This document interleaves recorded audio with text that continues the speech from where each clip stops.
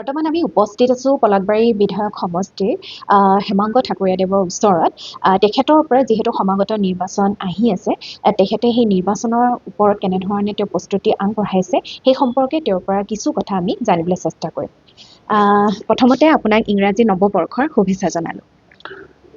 আপোনালোক সকলোৰে আপোনালোকৰ চেনেলৰ জৰিয়তে সমূহ অসমবাসী ৰাইজক পুনৰবাৰ নৱবৰ্ষৰ শুভেচ্ছা জ্ঞাপন কৰিছোঁ আৰু লগতে আপোনালোকৰ চেনেলৰ সমূহ কাৰ্যকৰ্তাক নৱবৰ্ষৰ শুভেচ্ছা জ্ঞাপন কৰিছোঁ। যিহেতু সমাগত নিৰ্বাচন, গতিকে আপোনাৰ প্ৰস্তুতি সম্পৰ্কে অলপমান জানিবলৈ চেষ্টা কৰিম। আমাৰ পলাশবাৰী সমষ্টিত আমি ইতিমধ্যে 2024 যি আমাৰ MP নিৰ্বাচন হৈছিলে তেতিয়াৰ পৰা আমাৰ পলাশবাৰী সমষ্টিত একচুৱেলি প্ৰিপাৰেশ্যন কমপ্লিট হৈছিলে। আমাৰ নিৰ্বাচনৰ কাৰণে আমাৰ প্ৰত্যেকজন কাৰ্যকৰ্তা প্ৰস্তুত হৈ আছে। আমি ডিষ্ট্ৰিক্ট লেভেল কমিটি আমাৰ কেতিয়াবাই কমপ্লিট হৈছে বনোৱা, আমাৰ মণ্ডল কমিটি কেতিয়াবাই বনোৱা হৈছিলে, মণ্ডল কমিটিয়ে কাম কৰি আছে, ডিষ্ট্ৰিক্ট লেভেল কমিটিয়ে কাম কৰি আছে, আমাৰ বুথ কমিটি কেতিয়াবা বনোৱা হৈছে, বুথ কমিটি কেতিয়াবা কাম কৰি আছে, পৃষ্ঠা প্ৰমুখ পৰ্যন্ত আমাৰ কাম কৰি আছে। চ' আমাৰ প্ৰত্যেকে ইতিমধ্যে নিৰ্বাচনৰ কাৰণে সাজু হৈছে ভাৰতীয় জনতা পাৰ্টিৰ প্ৰত্যেকজন কাৰ্যকৰ্তা। আৰু পলাশবাৰী সমষ্টিত আমি বিগত সময়ছোৱাত প্ৰত্যেকটা যি নিৰ্বাচন হৈ গৈছে, প্ৰত্যেকটা নিৰ্বাচনত ভাৰতীয় জনতা পাৰ্টিৰ প্ৰত্যেকজন কাৰ্যকৰ্তা আৰু পলাশবাৰী সমষ্টিৰ ৰাইজৰ সহযোগত আমি এটা ভাল এটা ছাকচেছ আমি পাবলৈ সক্ষম হৈছোঁ পলাশবাৰী সমষ্টিত। আৰু সেইকাৰণে ক'ব পাৰি যে আমাৰ 2026 যি নিৰ্বাচন আছে, 2026 নিৰ্বাচনৰ প্ৰিপাৰেশ্যন আমাৰ কেতিয়াবাই কমপ্লিট হৈছে। আমি এতিয়া অকল নিৰ্বাচনৰ কাৰণে আমি সাজু। যিহেতু কিছুদিন পূৰ্বে আপোনালোকৰ দলৰ এগৰাকী নেতাৰ লগতে আপোনাৰ কিবা এটা মতানৈক্য এটা হৈছিলে, সেইটোৰ বিষয়ে কি ক'ব? নাই, এনেই কেতিয়াবা আপোনাৰ ৰাজনীতিত কেতিয়াবা মতানৈক্য হৈ থাকে, কেতিয়াবা বিভিন্ন ধৰণে মতানৈক্য কিছু কাৰ্যকৰ্তাৰ লগত, আমাৰ নিজৰ জ্যেষ্ঠ ব্যক্তিৰ লগত হোৱা নাই, আমাৰ জ্যেষ্ঠ কিজনে কৰা নাই, আমাৰ দলৰ কাৰ্যকৰ্তাৰ মাজত কেতিয়াবা দুই এটাৰ মাজত মিছ আণ্ডাৰষ্টেণ্ডিং কেতিয়াবা থাকে, তেনেকুৱা ধৰণৰ হয় কেতিয়াবা। কিন্তু এইটো আমাৰ পাৰ্টিৰ কথা, পাৰ্টিৰ ভিতৰতে আমাৰ শেষ হৈ যায়, কিয়নো আমাৰ দল আমি নীতি আদৰ্শ থকা দল।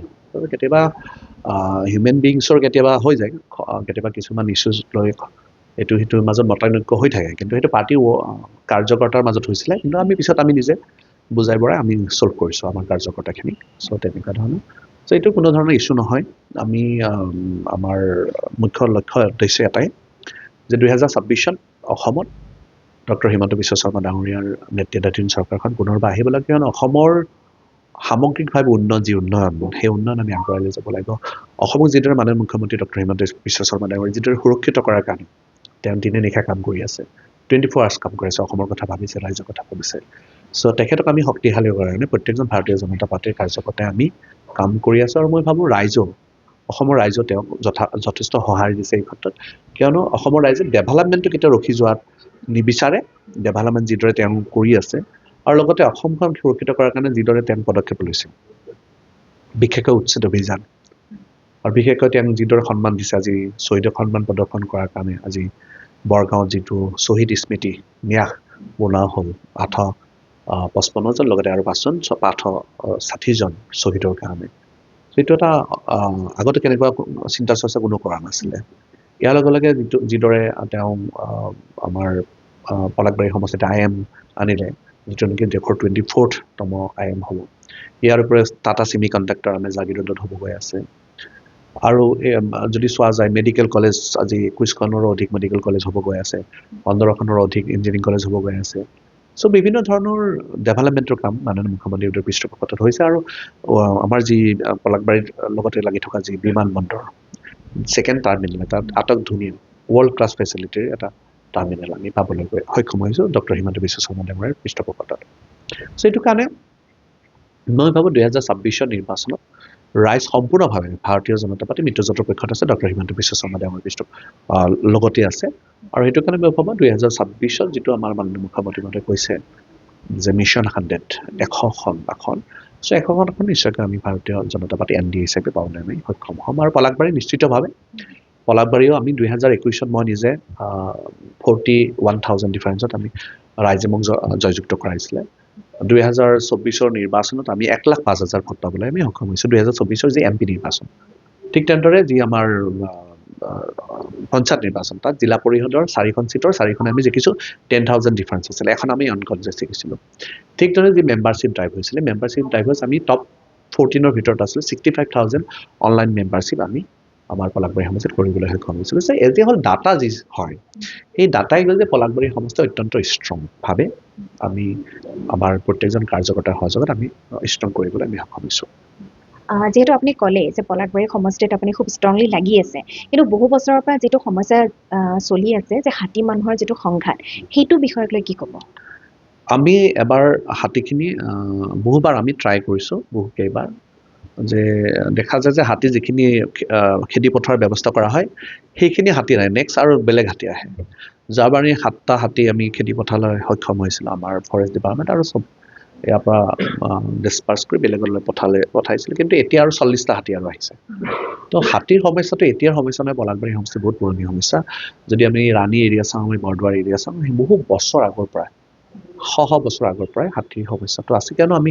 সকলোৱে জানো যে অসমখন আমাৰ হাতীৰ ক্ষেত্ৰত পপুলেশ্যন যদি চাই ছেকেণ্ড লাৰ্জেষ্ট হয় হাতীৰ পপুলেশ্যন অসম গতিকে হাতী প্ৰত্যেকটা সমষ্টিতে আছে মই ভাবোঁ অনাগত দিনবিলাকত আৰু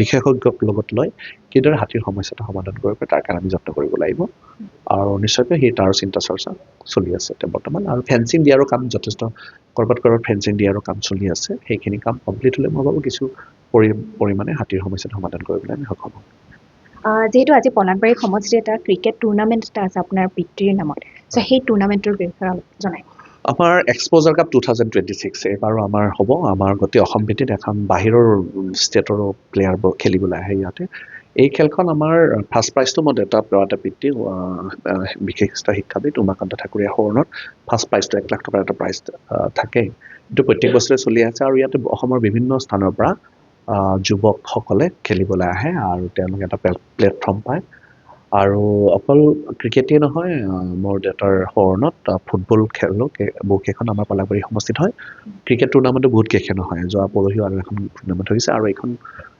এক্সপ'জাৰ কাপখন এটা ইউনিক হয় গোটেই অসমৰে নহয় বেলেগ ষ্টেটৰ পৰা খেলুৱৈ আহে ইয়াৰ লগে লগে আমি ভলীবল টুৰ্ণামেণ্টটো আমি পাতোঁ দেউতাৰ সোঁৱৰণতে আৰু ইয়াৰ লগে লগে আমি জনাবলৈ পাই সুখী হৈছোঁ যে লাভলীনা বক্সিং একাডেমি আমি পলাশবাৰী সমষ্টিত বনাবলৈ গৈ আছোঁ ইয়াৰ ওচৰত লেফ্ট ছাইডে আমাৰ 1 কিলোমিটাৰ হ'ব ইয়াৰ পৰা চ' আমি এজ এ হ'ল যাতে যুৱকসকলে আগবঢ়াই লৈ যাব পাৰে স্পৰ্টছৰ ক্ষেত্ৰত সেইকাৰণে আমি অলপ যিখিনি মোৰ দায়িত্ব বিধায়ক হৈছে সেইখিনি কাম কৰি আছোঁ ধন্যবাদ যিহেতু আপোনাৰ মূল্যৱান সময়খিনি আমাক দিলে তাৰ কাৰণে অশেষ ধন্যবাদ আৰু পিছলৈও আপোনাক পাম বুলি আশা ৰাখিলোঁ পলাশবাৰীৰ পৰা মীনাক্ষী বৰুৱাৰ ৰিপৰ্ট NDS নিউজ